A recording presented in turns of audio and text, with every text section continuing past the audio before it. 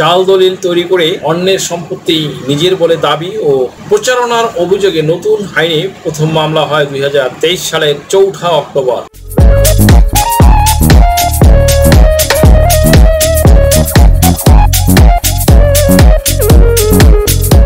সুপ্রিয় দর্শক মণ্ডলী, আসসালামু আলাইকুম। দেশে এবং দেশের বাহিরে যে যেখান থেকে শুনছেন, আশা করি ভালো আছেন, সুস্থ আছেন, নিরাপদে আছেন।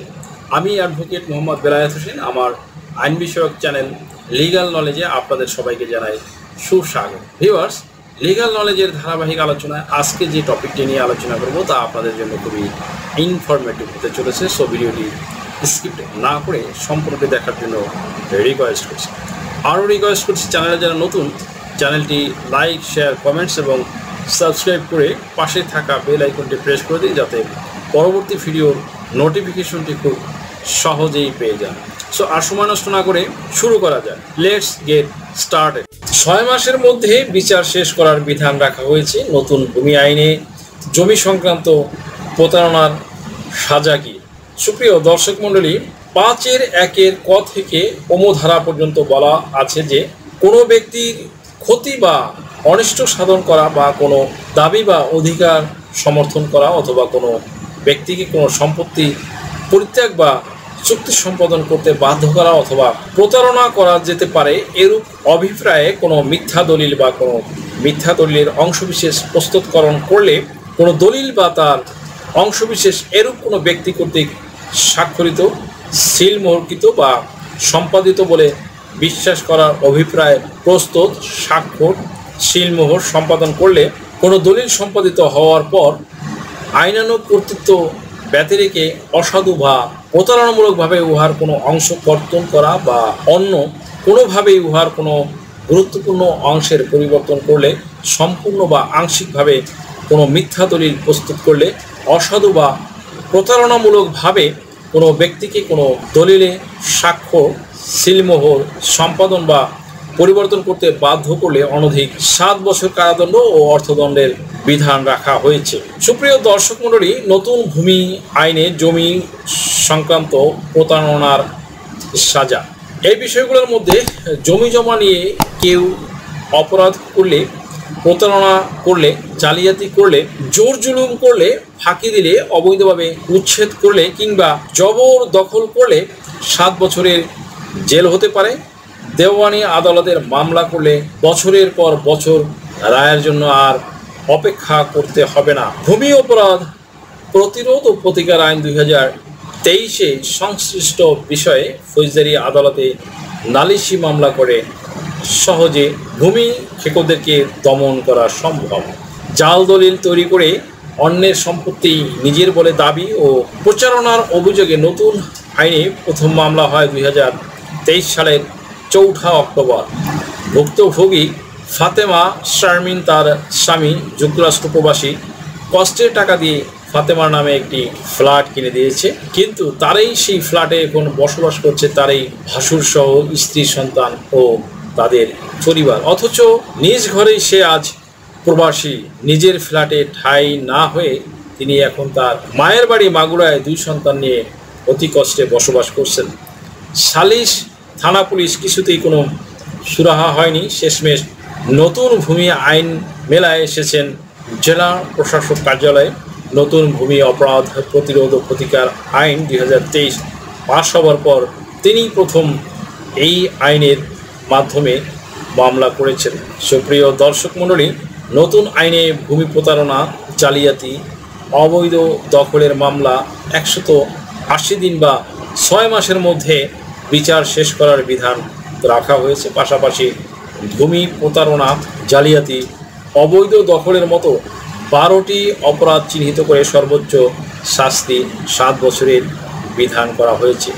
ভূমি অপরাধ প্রতিরোধ ও প্রতিকার আইন 2023-এর 4(1) ক থেকে স ধারায় বলা আছে, অন্যের মালিকানাধীন জমি নিজের বলে দাবি করা বা প্রচার করলে, তথ্য গোপন করে জমি অন্যের কাছে বিক্রয় করলে, নিজের মালিকানার চেয়ে অতিরিক্ত জমি কারো নিকটে সমর্পণ করলে, মিথ্যা পরিচয় দিয়ে এক ব্যক্তির স্থলে অন্য ব্যক্তি সাজিয়ে জমি হস্তান্তর করলে, মিথ্যা বিবরণ সম্বলিত কোনো দলিল স্বাক্ষর বা সম্পাদন করলে, কর্তৃপক্ষের কাছে কোনো মিথ্যা বা অসত্য তথ্য প্রদান করলে সেই ব্যক্তি বা ব্যক্তিবর্গ অনধিক 7 বছর পর্যন্ত কারাদণ্ড ও অর্থদণ্ডের দণ্ডিত হবে।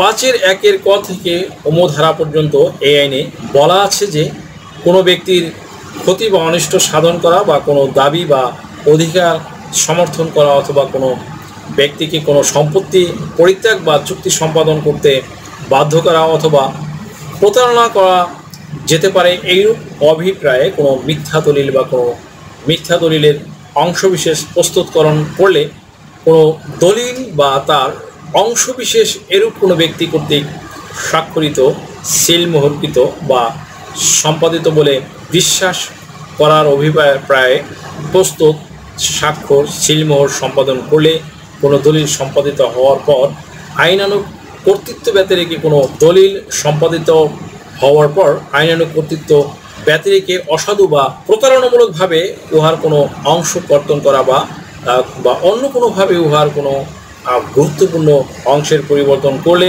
সম্পূর্ণ বা আংশিকভাবে কোনো মিথ্যা দলিল প্রস্তুতকরণ করলে, অসাধু বা প্রতারণামূলকভাবে কোনো ব্যক্তিকে কোনো দলিল স্বাক্ষর, সিলমোহর সম্পাদনা বা পরিবর্তন করিতে বাধ্য করলে অনধিক 7 বছর কারাদণ্ড ও অর্থদণ্ডে দণ্ডনীয় হইবেন। এই মামলা করলে 1 নম্বরে আসামির বিরুদ্ধে আদালত স্বাক্ষরিত সমন ইস্যু করা হয়, যেখানে আদালতে হাজির হওয়ার জন্য একটি নির্দিষ্ট তারিখ থাকে। তার পূর্বে মামলাটি আদালত তদন্ত দিতে পারে কিংবা প্রাথমিকভাবে সত্য প্রমাণিত না হলে মামলাটি খারিজ করে দিতে পারেন, কিংবা 2 নম্বরে এরপরে সমনে উল্লেখিত তারিখে আসামি হাজির না হলে আদালত তার বিরুদ্ধে ওয়ারেন্ট ইস্যু করেন। তারপরে রয়েছে ওয়ারেন্টে উল্লেখিত তারিখে আসামিকে হাজির করা না গেলে বা আসামি পলাতক থাকলে আদালত তার বিরুদ্ধে ব্যবস্থা গ্রহণ করবে। সুপ্রিয় দর্শক মণ্ডলী, এটিকে বলা হয় হুলিয়া জারি করবে। এবং উল্লেখিত তারিখে আসামিকে হাজির করা না গেলে আসামি পলাতক থাকলে এবং আদালত তার বিরুদ্ধে 2টি বহুল প্রচলিত বাংলা পত্রিকায় বিজ্ঞপ্তি প্রদানের আদেশ দেন। 5 নম্বরে পত্রিকায় বিজ্ঞপ্তি প্রদানের পরও উল্লিখিত তারিখে আসামি হাজির না হলে বা আসামি পলাতক থাকলে তার অনুপস্থিতিতে বিচার কাজ শুরু হয়। একে আইনের ভাষায় বিচার কাজ শুরু হয়। 6 নম্বরে আলোচিত এই প্রক্রিয়ায় বা স্বেচ্ছায় উপযুক্ত ব্যক্তি হাজির হলে আদালত তাদের উপরে আনিত অভিযোগ তাদের পড়ে শোনাবেন। তাদের বিরুদ্ধে আনিত অভিযোগের সত্যতা স্বীকার করলে আদালত তার জন্য তাদের শাস্তি প্রদান করবেন। অভিযোগের সত্যতা অস্বীকার করলে উহার সত্যতা নিরূপণের জন্য সাক্ষীদের সাক্ষ্য গ্রহণের নিমিত্তে সাক্ষীদের প্রতি সমন এবং ক্ষেত্র বিশেষে অন্যান্য প্রসেসও রয়েছে, সেগুলো গ্রহণ করবে। তবে চার্জ শুনানিতে যদি আদালতের কাছে প্রতীয়মান হয় যে আসামিদের বিরুদ্ধে আনিত অভিযোগের প্রাথমিক সত্যতা নেই, তাহলে বিচারে না গিয়ে আসামিদেরকে অব্যাহতি দিতে পারেন আদালত। 7 নম্বরে এই পর্যায়ে ফরিয়াদি পক্ষের আইনজীবী ফরিয়াদি সহ তার মনোনীত সাক্ষীদের জবানবন্দি গ্রহণ করেন এবং আসামি পক্ষ তাদের জেরা করেন। 8 নম্বরে সাক্ষীদের সাক্ষ্য গ্রহণ যদি সমাপ্ত হলে আদালত আসামি পরীক্ষা উভয় পক্ষের আইনজীবীদের যুক্তিতর্ক শ্রবণপূর্বক রায় ঘোষণার জন্য তারিখ ঘোষণা করে থাকেন। 9 নম্বরে সাক্ষীদের সাক্ষ্য, নথিস্থ কাগজ ও অন্যান্য পারিপার্শ্বিক অবস্থা বিশ্লেষণ করে আদালতের কাছে সন্দেহাতীতভাবে আসামিদের বিরুদ্ধে আনিত অভিযোগ প্রমাণিত হলে আইন অনুসারে শাস্তি প্রদান করেন, কিন্তু অভিযোগ প্রমাণিত যদি না হয় তাহলে খালাস প্রদান করেন। 10 নম্বরে কোনো পক্ষ আদালতের প্রদত্ত রায়ে সন্তুষ্ট না হলে এখতিয়ার সম্পন্ন উচ্চ আদালতে আপিল করতে পারেন। এভাবে ফৌজদারি কার্যবিধির পদ্ধতি অনুযায়ী মামলাটি কার্যক্রম শেষ হয়। সো ভিউয়ার্স, আশা করি ভিডিওটি থেকে সামান্যতম হলেও উপকৃত হয়েছেন। যদি ভিডিওটি আপনাদের সামান্যতম উপকার আসে তাহলে রিকোয়েস্ট করব চ্যানেলটি লাইক, শেয়ার, কমেন্টস এবং সাবস্ক্রাইব করে পাশে থাকা বেল আইকনটি প্রেস করে দিন, যাতে পরবর্তী ভিডিওর নোটিফিকেশনটি খুব সহজেই পেয়ে যান। সো আজকের মতো এখানেই শেষ করছি। দেখা হবে অন্য কোনো দিন, অন্য কোনো ভিডিওতে, অন্য কোনো আইনি কন্টেন্টে। সেই পর্যন্ত সকলে ভালো থাকুন, সুস্থ থাকুন, নিরাপদে থাকুন। আবারও সবাইকে ধন্যবাদ জানিয়ে এখানে শেষ করছি। আল্লাহ হাফেজ। দেশ ও বিদেশ থেকে যে কোনো ধরনের হলফনামা, এফিডেভিট নিতে চান, কাবিননামা, নিকানামা যে কোনো ভাষায় অনুবাদ করে বিভিন্ন মন্ত্রণালয়, ইসলামিক ফাউন্ডেশন থেকে সত্যায়িত করে নিতে চান, শিক্ষা সনদ বা অন্য যে কোনো ধরনের ডকুমেন্ট শিক্ষা বোর্ড, শিক্ষা মন্ত্রণালয় থেকে সত্যায়িত করে নিতে চান, ধর্ম পরিবর্তন করে কোর্ট ম্যারেজ করতে চান, কুরিয়ার, ইমেইল, হোয়াটসঅ্যাপ, ইমো, মেসেঞ্জারিতে ডেলিভারি নিতে পারবেন। তাছাড়াও সরাসরি এসেও নিতে পারবেন। Mobile number 01724583880।